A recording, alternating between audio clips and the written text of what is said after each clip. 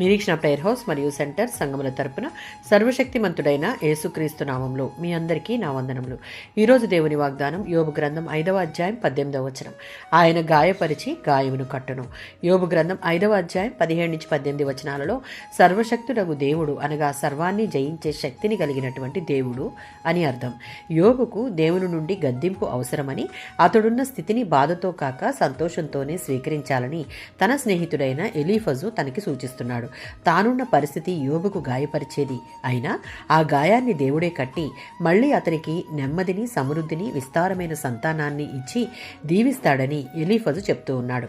సామెతల గ్రంథం 3వ అధ్యాయం 11-12 వచనాలలో దేవుని శిక్షను తృణీకరించడం ఆయన మనల్ని తక్కువగా ప్రేమించాలని కోరుకోవడంతో సమానం. దేవుడు తనకు ప్రియమైన వారు ఆయన మార్గము తప్పిన వారిని దేవుడు మరలా వారిని సరైన మార్గంలో పెట్టుటకు వారిని గద్దిస్తాడు, శిక్షిస్తాడు.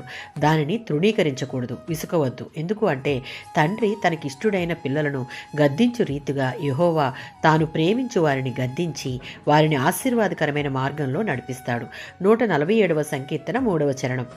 తమ పాపాలను గురించిన పశ్చాత్తాపంలో ఎవరి హృదయాలైతే బ్రద్దలైపోయాయో అలాంటి వారిని ఆయన ప్రేమించి బాగు చేస్తాడు. చేసిన పాపం నిమిత్తం నిజమైన పశ్చాత్తాపం, దుఃఖం కలిగితే ఆ పాపిని దేవుడు క్షమిస్తాడు, స్వీకరిస్తాడు. పశ్చాత్తాపం లేకుండా ఏ విధమైన బలి అర్పణ ఆయనకు ఉపయోగం లేదు. ప్రతి విశ్వాసీ భక్తి జీవితం కొనసాగించుటకు మనలను మనం స్వపరీక్ష చేసుకోవాలి. యోబులా దేవుడు మన జీవితంలో అనుమతించిన ప్రతి శిక్షను స్వీకరించుటకు ఇష్టపడి ఆ శ్రమలలో ఓపిక కలిగి సహిస్తే దాని వలన కలిగే ప్రతి గాయమును కట్టి స్వస్థపరిచి నెమ్మదినిచ్చి ఆ కీడు వెనుక దాచి ఉంచిన మేలుతో తృప్తిపరుస్తాడు. ఆమేన్.